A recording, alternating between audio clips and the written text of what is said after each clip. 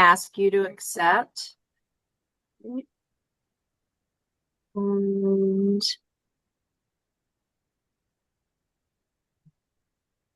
right, let's we can go ahead and get started. Okay. Welcome to the Maryland Legislative Agenda for Women's 2026 Legislative Wrap-Up. My name is Michael Cohen, and I am MLAW's president. Advocacy for women's and family issues continue to be important for MLAW's agenda bills. This year, the advocacy of MLAW's coalition of lead groups, organizations, and concerned individuals resulted in the successful passage of 5 of our 9 bills. Your efforts made a difference. We will hear about the importance of those legislative successes tonight, as well as the challenges that face the bills that did not pass. MLAW was created 32 years ago to harness the collective power of women to advocate for legislation that improves the lives of women and families in Maryland. MLAW was established as a statewide, nonpartisan coalition of individuals and organizations that produces and distributes the annual legislative agenda, with proposed bills selected by our members. With the addition of the 5 bills this year, MLAW has successfully supported 129 bills that have been passed by the Maryland General Assembly in the last 32 years. MLAW's democratic process for creating the annual legislative agenda begins when bills are presented at MLAW's annual fall conference by lead advocacy groups and legislators. This year's fall conference will be held on Saturday, November 14th at the Meeting House in Columbia. If you are interested in a legislative issue or see a need for a change in the law, we encourage you to contact the lead group with issue expertise or a delegate or senator. You'll hear from some of them tonight. After the conference, paid MLAW members then vote to select the priority bills that are included in the agenda. By joining MLAW, you can have a voice in what bills are selected. Paid members also receive a discount on their conference registration. We also ask individuals and organizations to sign on to the agenda to affirm their support and demonstrate our collective power. The more organizations and individuals that sign on, the more powerful we are. I want to thank all of you who signed on this year. Remember, you don't have to be an MLAW member to sign on. During the legislative session, we introduce and disseminate the legislative document to all legislators as well as advocates throughout the state. We collaborate with lead groups and legislators. We write letters of support, provide testimony, and provide information, updates, and legislative alerts via email, our website, and Facebook page. Through this legislative wrap-up and our final report, we communicate what happened during the session, our successes and disappointments, and what we may expect in next year's session. We invite you to get involved, to join and become a voting member of MLAW, to learn about the important legislation in the MLAW legislative agenda, and to make your voice heard by contacting your legislators about legislation that will make a critical difference to women and families in Maryland. Tonight's wrap-up agenda and the final report were sent out in advance, but there is also a link in the chat for both of them. The MLAW 2026 legislative report is also available on our website along with the agenda document. And I hope she's on. Now, MLAW Vice President Angela McDaniel will introduce the lead group advocates and legislators who sponsored the MLAW agenda bills. Please submit questions on each bill through chat, and we'll take them after the presentation of each bill. Is Angela on? If not, I'm going to go ahead and introduce our first presenter. And I have to put on my glasses so that I can read this. Lisa Jordan is going to present the first two bills that passed. We're going to take the bills that passed first, and then we'll go to the bills that didn't pass.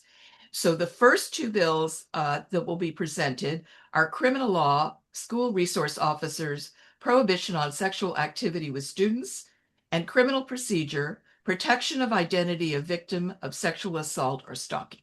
Lisa? Thank you so much, Michael. I'm Lisa Jordan. I'm Executive Director and Counsel of the Maryland Coalition Against Sexual Assault, and I am so grateful to MLAW.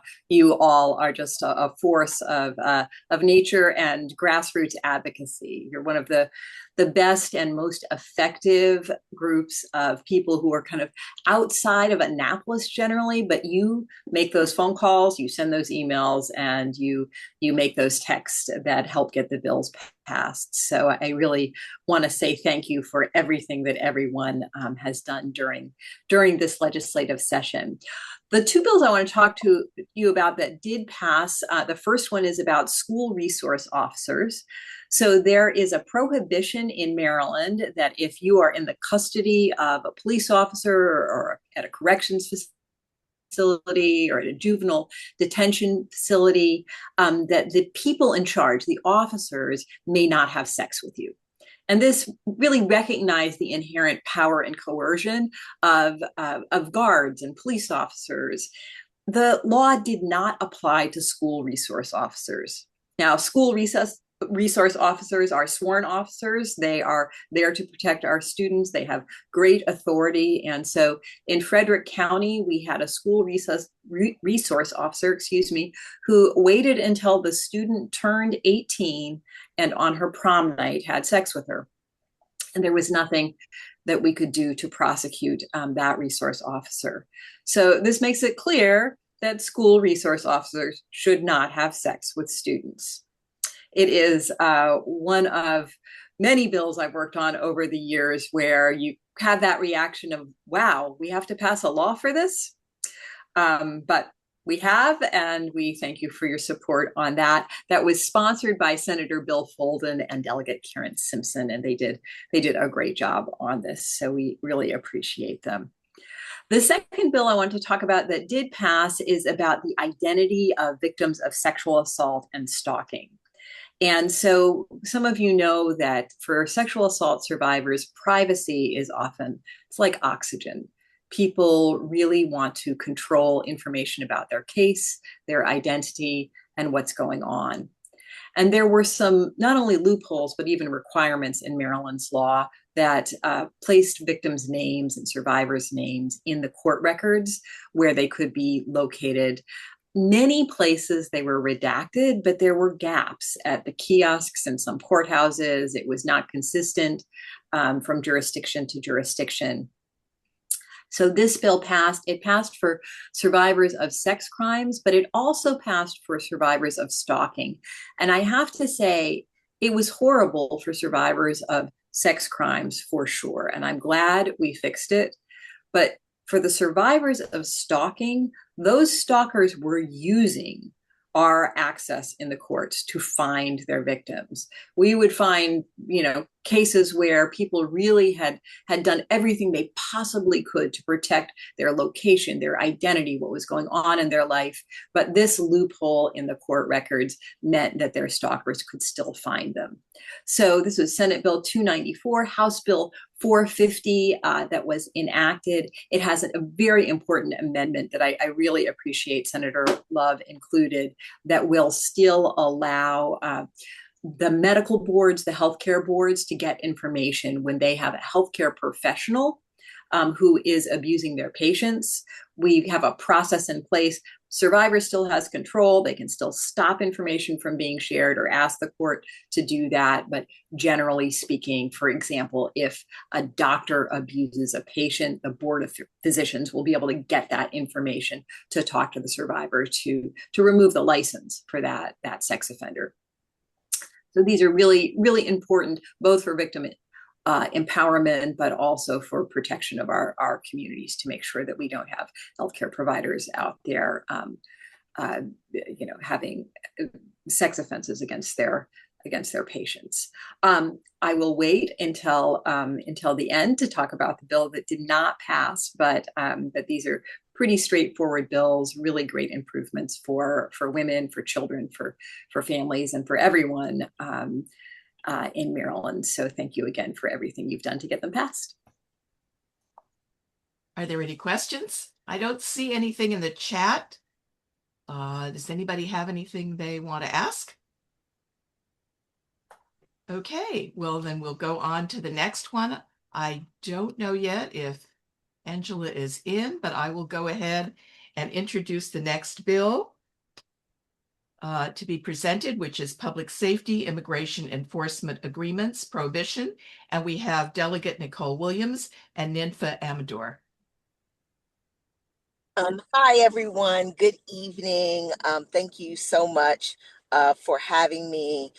Super excited to talk about this particular bill, and was just super excited that this was the year that we finally got this bill passed. What the bill does is basically bans local law enforcement from entering into what we call 287G agreements, which are voluntary agreements that they can enter into with ICE, which deputizes local police officers and correctional officers to serve as ICE agents within their local jurisdictions. And so this bill has been presented numerous years, even before I got involved. And it was actually the first bill that was signed this legislative session by our new Speaker of the House, Jocelyn Pena-Melnick, and by Governor Moore back in February. And as of today, I think I've heard all 9 counties that had these agreements in place have canceled their agreements with ICE. And so this bill helps to make communities safer. It helps to make our communities more welcoming to folks from all walks of life. And I know in my district, I'd heard horrific stories of women who were afraid to take their kids to school, afraid to take their kids to the doctor because of these agreements in place. And so I'm so excited that we were able to get this passed. And Nympha, I don't know if you have anything you want to add.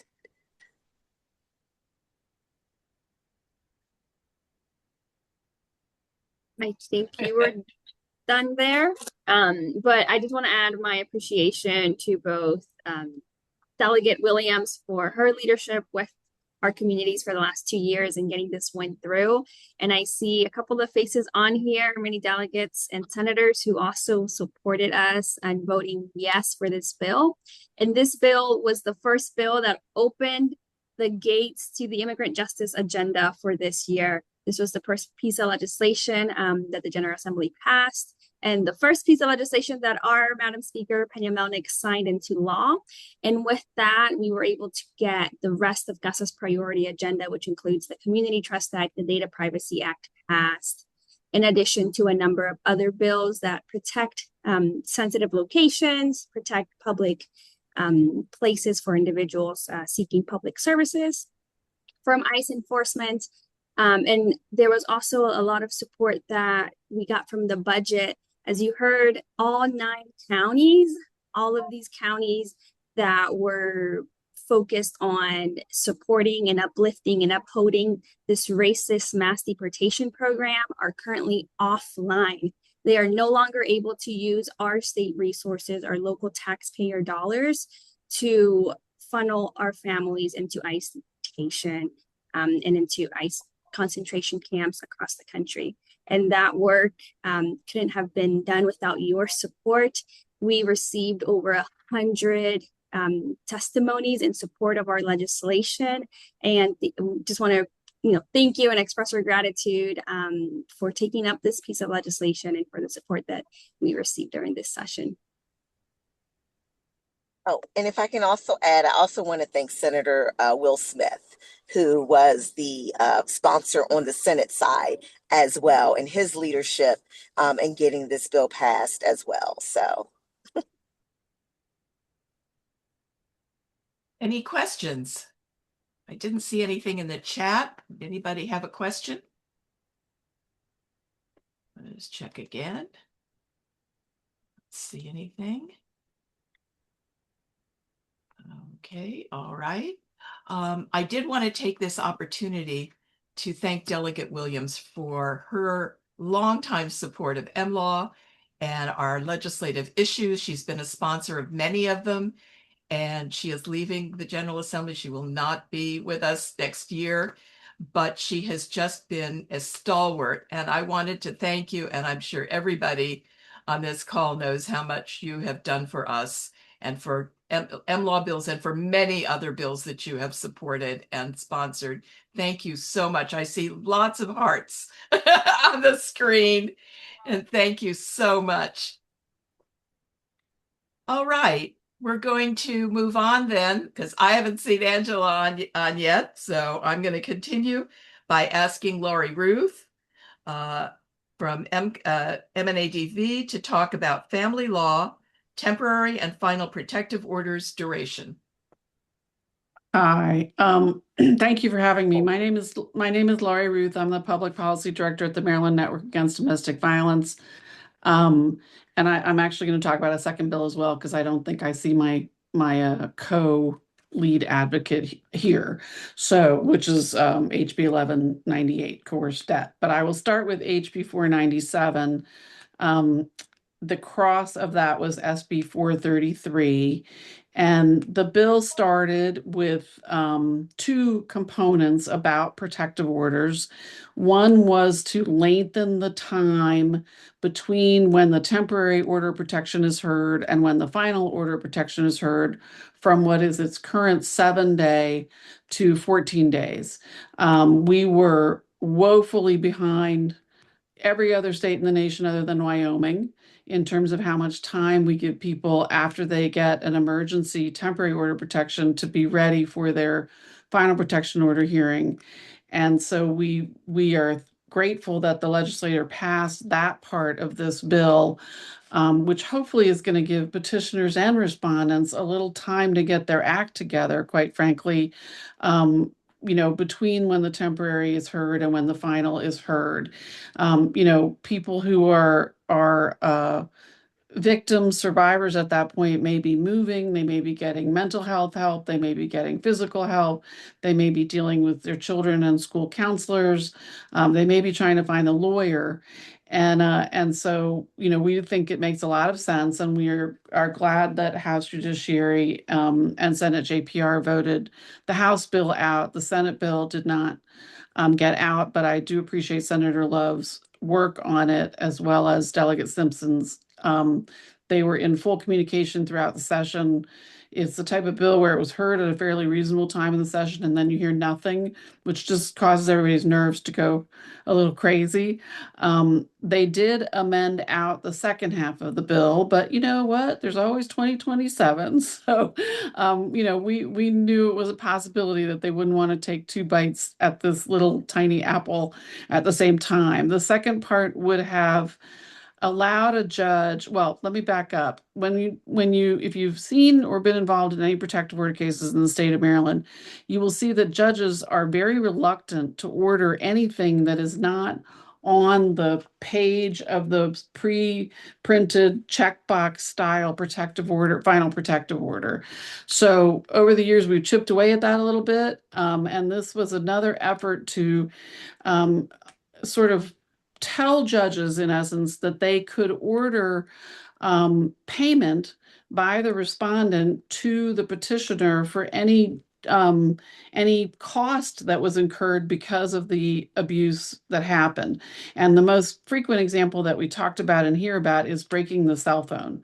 And throwing it against the wall, taking it and damaging it, harming it. And when I started doing this work 20 some years ago, not everybody had a cell phone, but now pretty much everybody has a cell phone, and it is the lifeline for most of us who are not experiencing abuse or coercive control or anything else. But for people in that situation, breaking that phone is just a further way to control them. And then they do it, but it's very hard to get any payback for that. Judiciary amended it out, House Judiciary did, and Senate JPR agreed with that.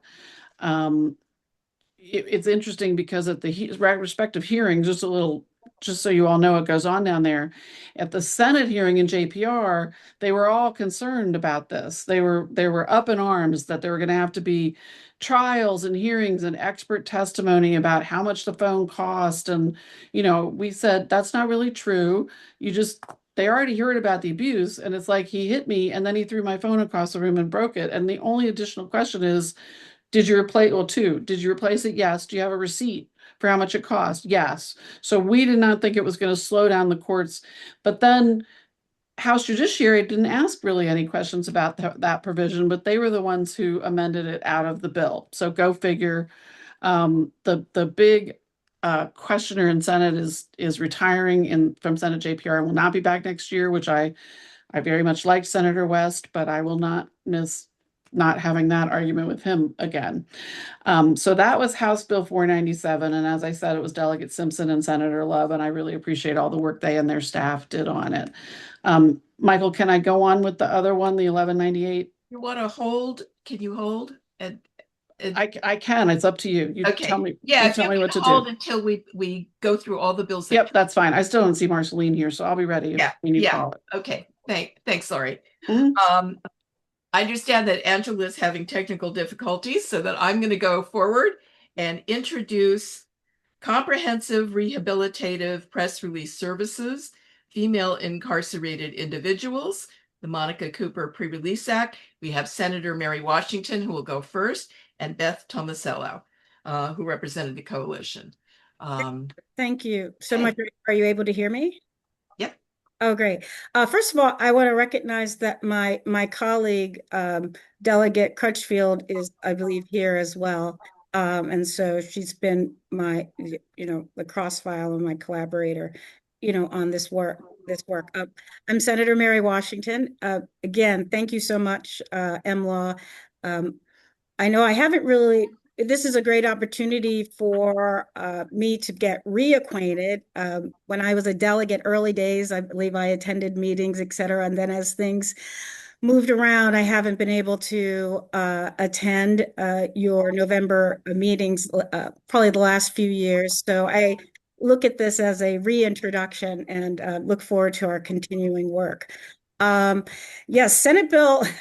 So as you all know, for more than a decade, and just for some of you who don't know me, just more than a decade, I've been working on making sure that there's robust services and programming that restores dignity to the women who are incarcerated, and also for women who are in our communities. And so on a number of issues of hygiene, mental health, education, job training, I've really focused in that area, first as a delegate and then as a senator. So I think it would be helpful just because so many people, and I promise I have this organized in a good way. So many people have been a part of this process over the years. And then there are also so many people that are, kind of new to this very important struggle, that I wanted to give you a sense of just all the work that we've had to do over the years to ensure that the Women's Pre-Release Center, that was the Baltimore Women's Pre-Release Facility that was closed in 2009, that there be a reestablishment of that, but more importantly, a recommitment to ensuring that women who are transitioning from incarceration to the community have the correct services. So we started all of this in 2018, and there are a number of folks here. Certainly, the first organization that I was working with on this issue in 2018 was Out for Justice and the Maryland Justice Project, and also the Montgomery County Women. And so those are sort of, for me, in my experience, with the sort of the founding members of what has grown into this wonderful coalition. So in 2018, we introduced HB 1160, and that was to just simply move from that there may be a women's pre-release unit, a separate pre-release unit, to shall. one of the reasons, or probably one of the unspoken reasons why it hadn't been done or recreated, was that it was optional, frankly. So it was really, that bill was groundbreaking. And the goal was to bring gender parity. At that time in 2018, there were 9 separate men facilities, clearly male facilities, and 0 for women. So, of course, that didn't pass. Either didn't pass, didn't get out of committee. In fact, there wasn't a vote. We tried again in 2019. At this point, I just got elected as a state senator. Delegate Crutchfield and I began to work together, and we amended that bill, basically stated it again. We reintroduced it. We added some definitions about who would be served in the facility, also some definitions about the programs, because again, there's had been very little attention paid to this important responsibility of the state to women. So at that time, SB 8, they ended up passing SB 821, but it was amended as a study, and it was to address correctional programming and gender responsive approaches. So again, that's sort of the first time that we really start to say, okay, not only do we need to have a facility, we need to have a facility that is very specific to the needs of women. So just for your edification, I'm going to drop that report into the chat so that you can have an opportunity to check that out and to read about that. Then of course we said, okay, it's still needed. And really, this now it's 2020, and again, the coalition was still small. Well, there were definitely people who supported it.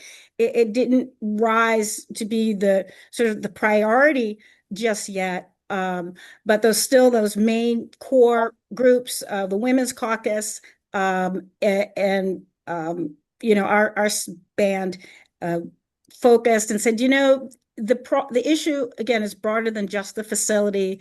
There's issues around the definition of pre-release. There are just a number of things, and so there are actually 3 bills that were introduced in 2020, and they aim to continue the focus on women's, saying that there should be a separate facility, but also to address other components. So I'm putting those 3 bills that we drafted and put in, there. So those bills were not all components of it, and I think it would be important for us perhaps to look at those. Oh, lost my earring. Those components that weren't. Still, I think that definition of pre-release and the security measures still is unresolved, but it was all consolidated into what we now know as the Gender Responsive Pre-Release Act, and that was passed in 2020. It was vetoed by the governor. And then during the early days of the 2020 session, I met with Senate President, the new Senate President Ferguson, and within our talked within our Democratic caucus, and asked that this bill, the pre-release bill, be added to our list of overrides. It was a bit of a sort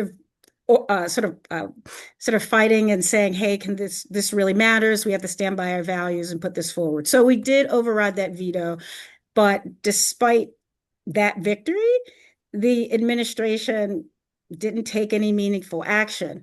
So and I believe Delegate Crutchfield could probably talk more about this, but again, picking up the issue in the Women's Caucus and just really talking to the agencies and really trying to, without legislation, work to have them move forward on this. Unfortunately, they did not. So that required us to reintroduce a broader bill, again, that provided much more details on what was needed, the design, at least many things about it. There were, frankly, I'll admit, there was some some, I think, missed opportunity or miscommunication around some of the amendments that I attempted to put into the bill that were designed to really address the fact that we have not policy people reading or following the rules or following our instructions, but that these are engineers and people that might not perhaps understand exactly what gender responsive is or take the initiative to really do that. So the intent was to really do, more of that explanation, setting real deadlines. And also on the Senate side, we introduced some budget language to really draw the department's attention to it. Unfortunately, so the bill did pass the Senate, and there wasn't any further action on it. So we got together, and there was a redraft essentially of the bill again this year. And again, the confusion that I'm going to go ahead and tell you about, because it resulted in me getting a number of emails, and also, interestingly, advocates calling for the bill to be voted down, was that the JPR actually took none of the amendments that my colleague, Delegate Crutchfield, and I discussed that would address some of the problems that we heard during the course of the discussion. Did not, in fact, we'd given them, we'd given them extensive instructions, had a lot of meetings about this, but they still chose to pass a version out of the Senate that was not in the posture that we intended. So first of all, what it did was it narrowed the eligibility in ways that were opposite of what the legislation was intended to do. Our intent was to expand access, to make it clear that the facility existed to support women transitioning in society. And we, ultimately, there were a set of amendments proposed to the House to do that. The amended bill also defined reentry facility in a way that seemed that it could also include, well, it included community-based facilities, but it also could have included other facilities operated by the commissioner, and that was absolutely a no-no. So that any other facility language that was in the Senate version, which I will say was JPR's version, would have allowed the state to kind of point to MCIW, have it more of a maximum security prison, and kind of potentially make the pre-release center have to fall into compliance with what MCIW. So our sponsor amendments, or the Senate sponsor amendments, were designed to close the loophole, make sure that there's a standalone structure, ensure that it's operating at minimum security levels, make an explicit prohibition on co-housing women with individuals classified as medium or maximum.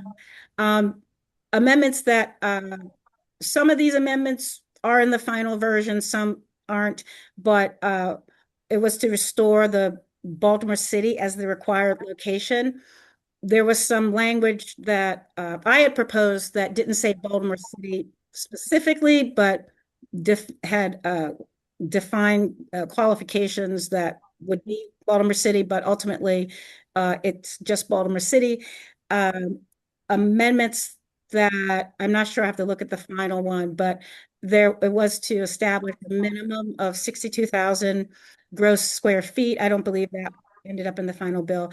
And then also the amendments, Senate amendments, would have set a half-mile buffer from any existing correctional facility, that there'd be no shared entrances, security checkpoints, or administrative spaces. So additionally, there was legislative intent to affirm the statutory deadlines from Chapter 16 of 2021, not waived, not changed those things. But ultimately, the bill essentially passed in the version that it was drafted. And so while, you know, you should never let the perfect be the enemy of the good, it represents a significant victory um, to establish again that this is very clearly about what it does do is establish a good architectural definition of what a women's what is gender responsive. It talks about very specific features of the facility, and it also gives the Senate committees, and I'm glad. I hope oh, well, she's not going to be chairwoman now. You know, it'll give Chairwoman Bartlett and you know, our head of judiciary a real opportunity to follow up on this. One of the things I will say is that I would suggest, and I'm again open, I look forward to conversation, is that now that the policy has been set, that where the continued fight is should be in the budget committees, should be, you know, us following and ensuring um, that the actual RFPs that are put in are drafted the way that they're supposed to be drafted, that the architectural designs are being done that they're supposed to be, that the women themselves are able to be perhaps a part of discussing, you know, the design, and also even being a part of building it. So those amendments didn't make it into the final bill, but those are things that I do think that, you know, during this interim and going forward, the power of all the people on this on this meeting, we switched from just passing a bill to really making sure that it's funded. The other thing is that the bill is not fully, the building of it is not fully funded, so that really needs to be serious pressure on the governor uh, to fund the project. Again, I was able in the budget that the governor put forward, he had zeroed out uh, some money for the budget. Was able to work with both the House budget committees and the Senate budget committees and get that money put back in. But again, now it's about the actual sort of for, you know, the part of actually learning what it means to build a facility. So again, thank you all for giving me that extra time. For anyone that's interested, I'm also writing sort of a history. I've read as a part of this work, I've read just every single report about the women's pre-release, its establishment from 19, actually I've kind of went way back about the women in prisons in general. So if anybody's interested in that, but a focus on what happened during 1975 and 2009, and then also all of the reports and things that have gone forward to. So somebody next door is watching something. That's a good time for me to stop. I'm going to turn off the radio. Senator. Thank you. That was very extensive. Beth, do you have some perspectives also to provide? Yes, and I will be very quick. I think what Senator Washington detailed is what members of the Women's Pre-Release Equity Coalition, who are professional advocates for their nonprofit organizations, would characterize as the most difficult, confusing bill they've ever worked on. It did come through Senate JPR with some really unacceptable amendments. And I have to give a shout out to our sponsors and Delegate Crutchfield, who somehow guided this through the House, got rid of the bad amendments and got it amended so that it really does some very, very positive things, which including expanding the population of women who are going to be eligible to reside at this facility from just those in pre-release to women in pre-release status and minimum in the last 3 years of their sentences. So, which was the population that was at the old Women's Pre-Release Center before they closed it. So we were able to do that. We did set new construction deadlines. And we will be watching and holding them. And it will be a site that will be big enough for the facility, for adequate outdoor space for women and their families, in a safer location outside of the correctional environment at the detention center complex. And we are looking forward to working with the Department of General Services and the Department of Public Safety and Correctional Services to get this done. We did really encounter some serious headwinds. DPSCS fought this tooth and nail. They want to keep the women on the campus of MCIW, which is just anathema to us. And I want to thank so much MLAW and all its member organizations for your backing of this work for the last 7 or 8 years. And also, there are a number of members of the coalition who are on the call, this Zoom, and I want to thank all of you. Was an effort that was started by Monica Cooper in 2016, which is why it's so wonderful that this bill is named for her. And all of you have contributed tremendously to the success. And the coalition is just grateful to MLAW and to all of you. So thank you all very, very much. Thanks, Beth. I see we have one question from Diana Bailey.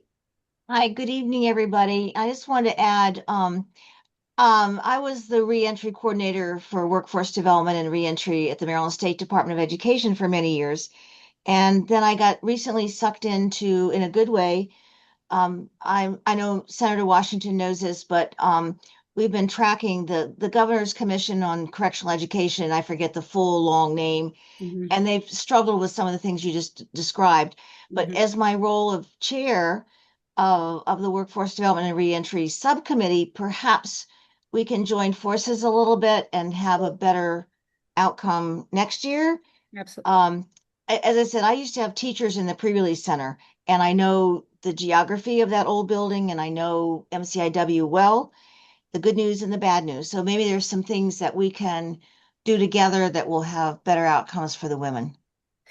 Well, thank you. I think we all welcome any collaboration on this because it is all about the women. And I don't know if you know, but Delegate Crutchfield is the chair of the government. All right, I'm going to get this wrong. Delegate Crutchfield, why don't you say what your committee and subcommittee is?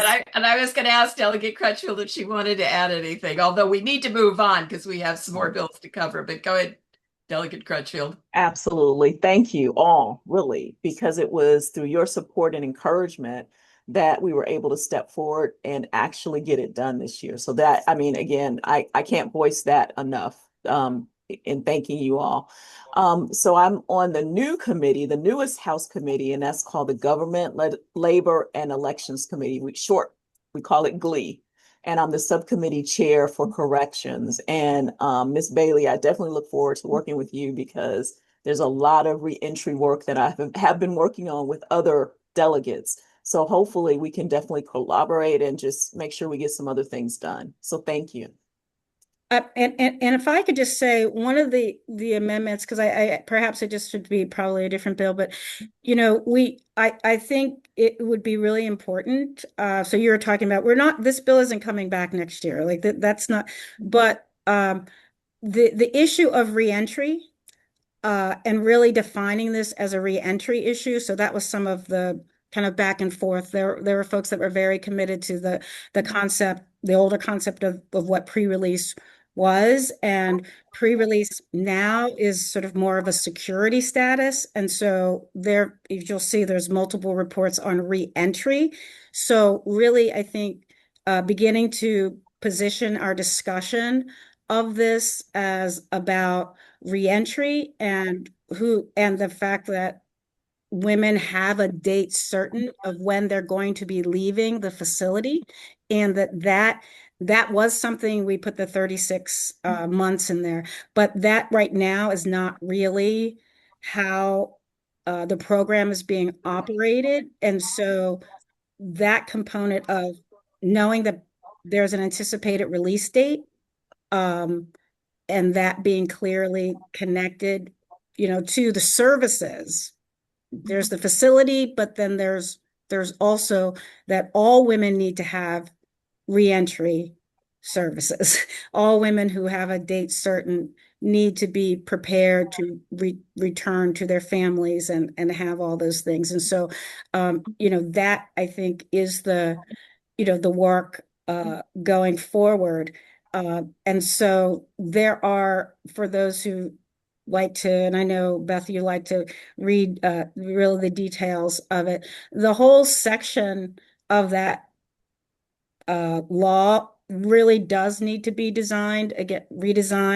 I'll put, in the chat my amendments that really redesign it, because again, the way that it's dealt with, there's the facility, but just like we had the three bills that dealt with different aspects of it, we need to be able to return, to that as well. So looking forward to continuing the work of reentry, and that work and the operation of that facility, for women. So I think there's going to be a lot of ongoing discussion. Thank you all for all of your hard work on this bill. It was a complex bill, and obviously there was a lot of effort that went into it, and thank you all. I want to move on now to the bills that weren't passed. Angela, I see that you're with us again.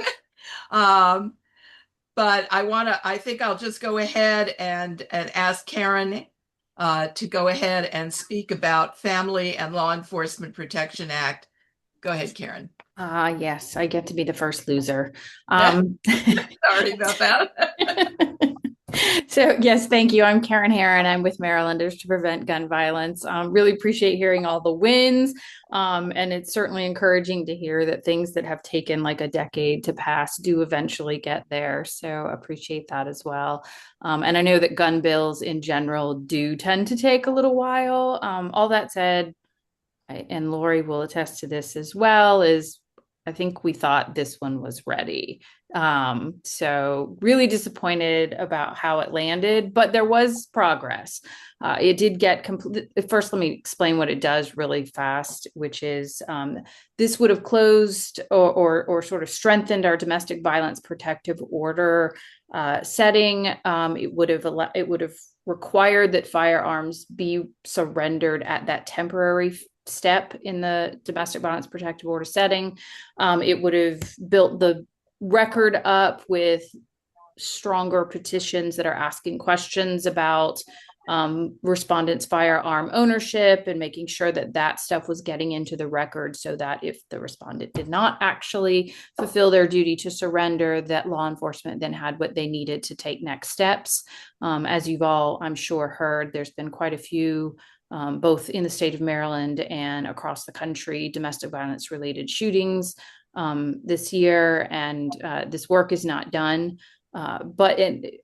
The good news is that it did actually completely get through on the House side of things.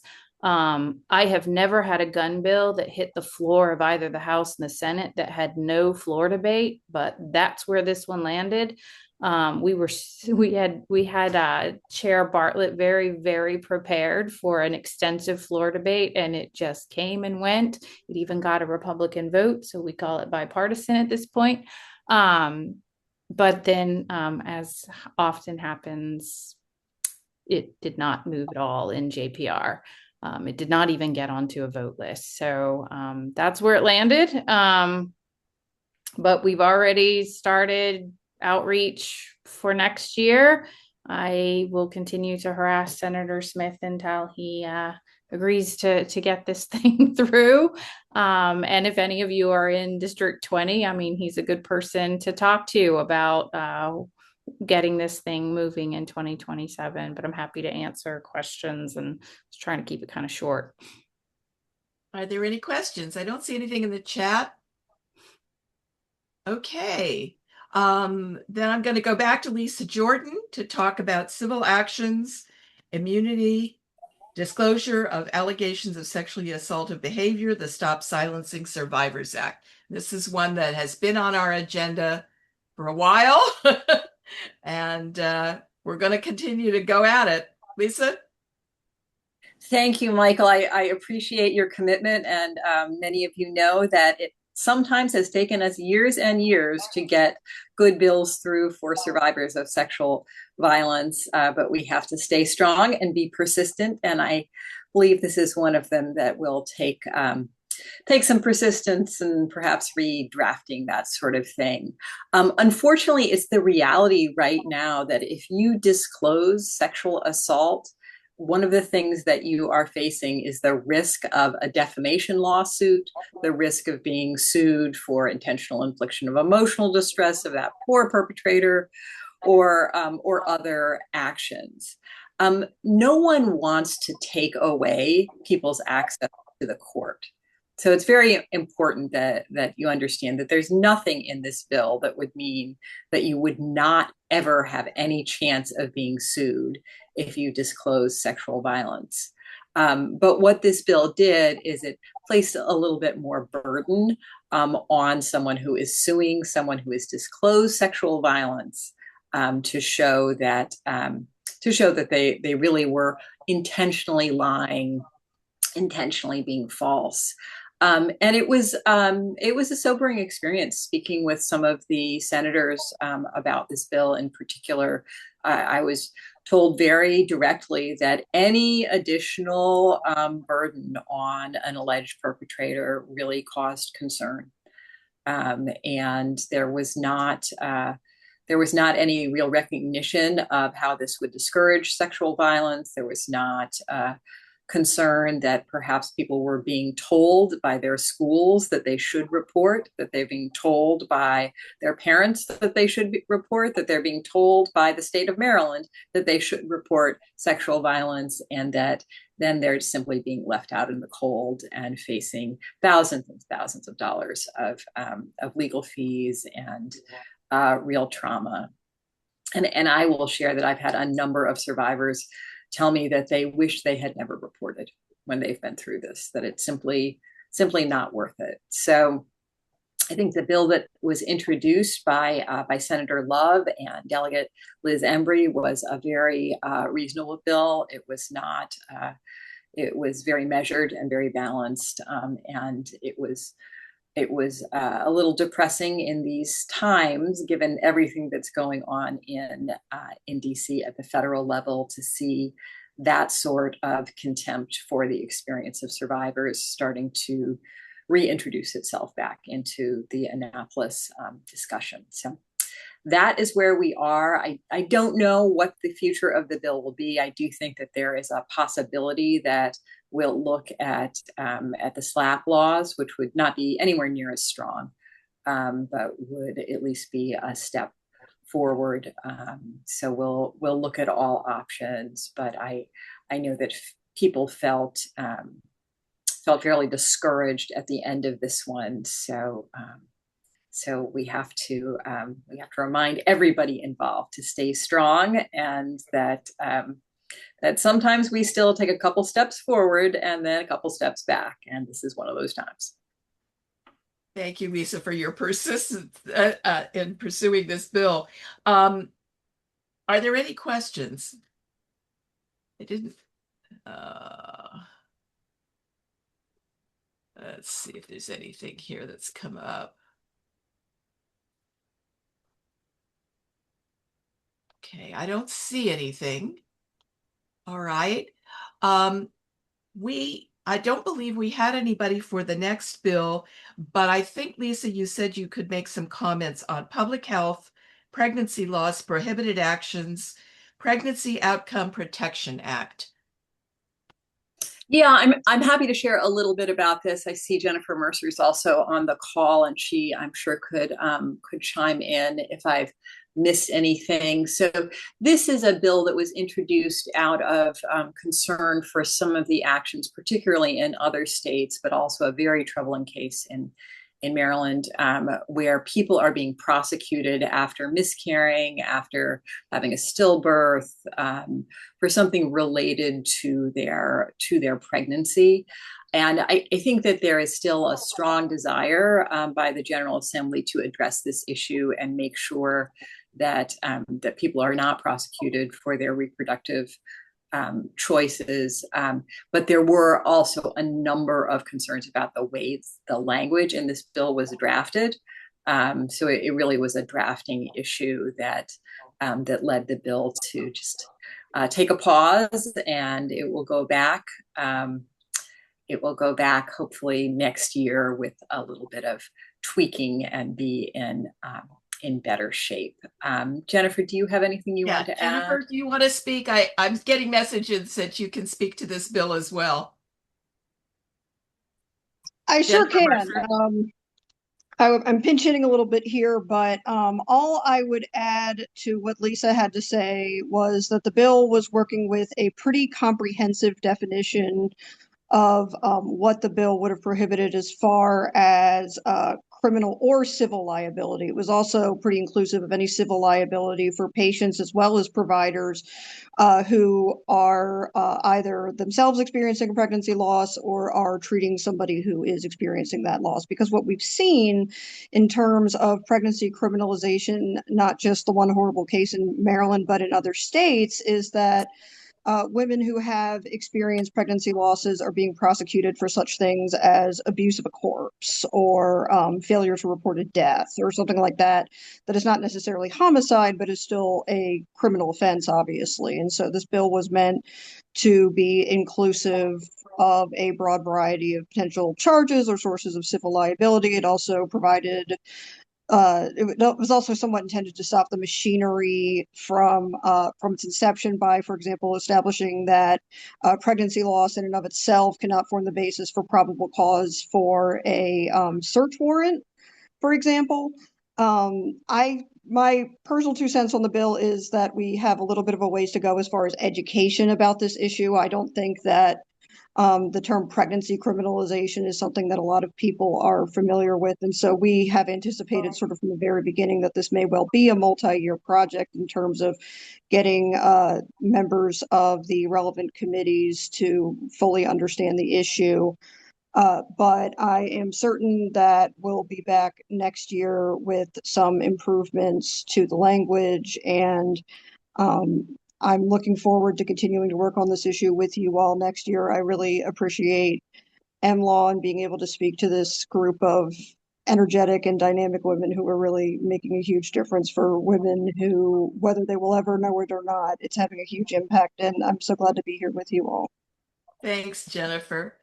Are there any questions about this bill? Okay, I didn't see anything. All right, then we're going to go to Lori. I don't. Hi. You're the backup on. I haven't left you. Okay, civil actions, coerced debt, debtor protections.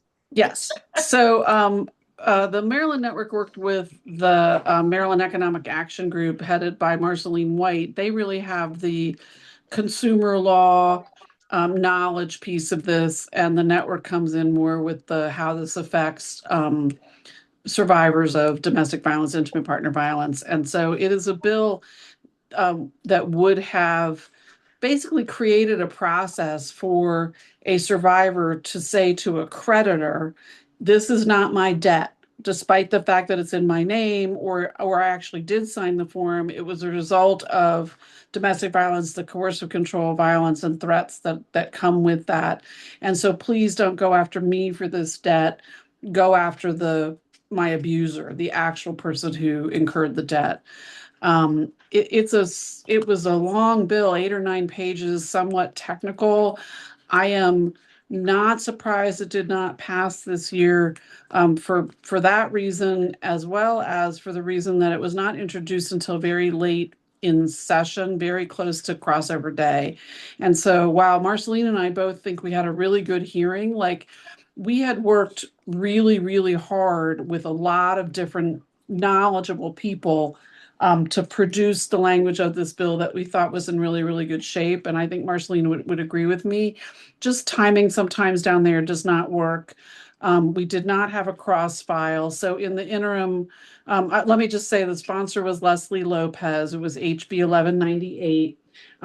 Delegate Lopez works her bills very hard, and I really appreciated everything she and her staff put into it. But I think we just ran up against the clock in some ways, not sine die, not the last day of session clock, but the earlier clock. to get it out and across the street to the Senate in time for it to make any sense.